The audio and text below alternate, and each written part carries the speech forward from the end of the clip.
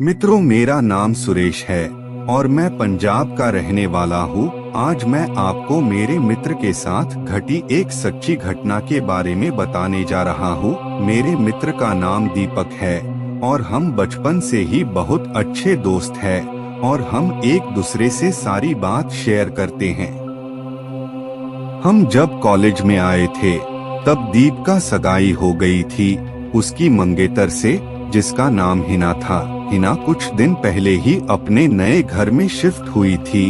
दोनों की दूरियां बढ़ने के कारण ज्यादातर मोबाइल पर ही बात करना चालू हुआ। दीपक उसे बहुत प्यार करता था और वो दोनों रात भर मोबाइल पर बातें करते रहते हैं।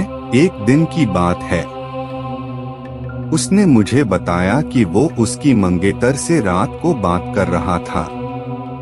दीपक ने उसकी मंगेतर को मिलने के लिए बोला तो उसकी मंगेतर बदली हुई आवाज में बोली, तू ज्यादा मत बोल वरना तेरे को वही दफन कर दूंगी।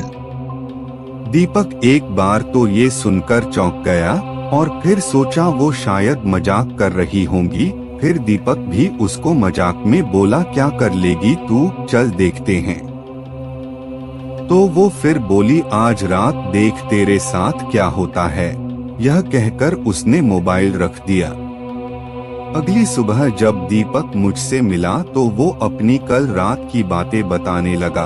उसने मुझे रात को फोन वाली बात बताई और उस रात उसके साथ जो हुआ वो उसने मुझे से बताया।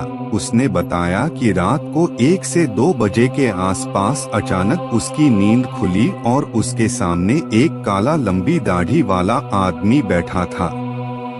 वो बोलने लगा, ले आ गया मैं, अब देख तेरे साथ क्या करता हूँ। बोलते ही उसने गला पकड़ लिया और मेरी सांसें एकदम से रुक गई, क्योंकि दीपक एक मुसलमान लड़का था। तो दीपक ने उसी वक्त के सामने अल्लाह का नाम लेते हुए नमाज पढ़ना शुरू कर दिया और वो उसके सामने से गायब हो गया। मुझे उसकी बात सुनकर बड़ा आश्चर्य हुआ कि ऐसे कैसे हो सकता है।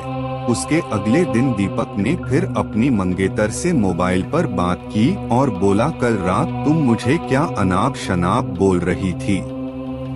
उसकी मंगेतर ने कहा, ऐसा कैसे हो सकता है, कल तो मैंने फोन ही नहीं किया था। ये सुनकर दीपक के रोंगटे खड़े हो गए और उसने तुरंत फोन काट दिया। उसी वक्त दीपक ने मुझे फोन किया कि उसकी मंगेतर की तबीयत खराब है और कल उसके घर पर चलना है। अगले दिन हम दोनों तैयार होकर दीपक की मंगेतर के घर गए। वहां हमने दरवाजा खटखटाया तो उसकी मंगेतर सामने खड़ी थी और बदली हुई आदमी की आवाज में बोल रही थी कि तू फिर आ गया ना, तूने अगर अंदर कदम रखा तो यहीं पर तेरी अर्थी निकाल दूंगा। दीपक बोला कि ये क्या बोल रही हो तू। दीपक आगे था और जैसे ही उसने घर में कदम रखा उसकी मंगेतर ने दीवार पर टंगी तस्वीर उतारकर दीपक के सर पर मारी। उसके सर से खून बहने लग गया। दीपक के ससुर और सालों ने उसकी मंगेतर को पकड़कर बिठाया। फिर उसके सालों ने दीपक के सर पर पट्टी बांधी। हिना के दादाजी ने बताया कि हिना को जिन्न का साया लग गया है। इस पर दीपक के ससुर ने उन्हें अपना मुंह बंद रखने को कहा। थोड़ी देर रुककर हम वहां से सीधे अस्पताल जाकर ढंग से पट्टी करवाई। उसके अगले ही दिन मुझे दीपक का फोन आया कि हिना की तबीयत बहुत खराब है और वो अस्पताल में भर्ती है। दीपक ने बाइक निकाली और हम दोनों जल्दी अस्पताल पहुँचे।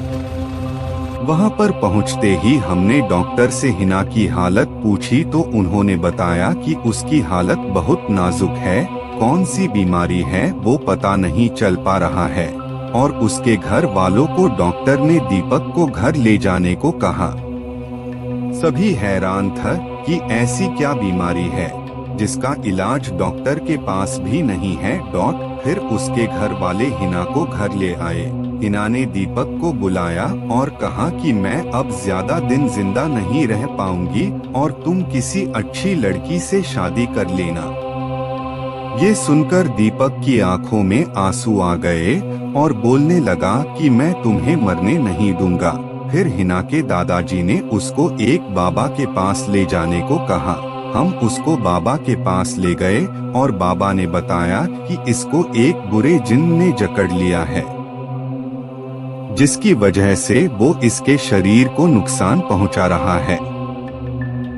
अब बहुत देर हो गई है।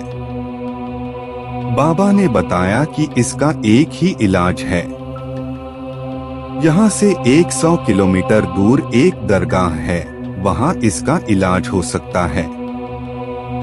और बाबा ने बताया कि इसके साथ वही इंसान जाएगा जिसे वो सबसे ज्यादा चाहती है। दीपक ने कहा कि मैं चला जाऊंगा, मुझे बाइक भी चलाने आती है।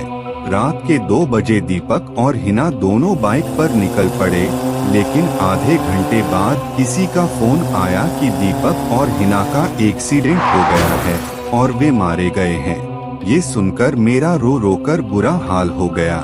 मेरा सबसे करीबी दोस्त अब इस दुनिया में नहीं रहा। दोस्तों, अगर आपको इस वीडियो को अच्छा लगा हो तो चैनल को सब्सक्राइब करना मत भूलिएगा और जितना हो सके आप दबा के शेयर और लाइक करिएगा।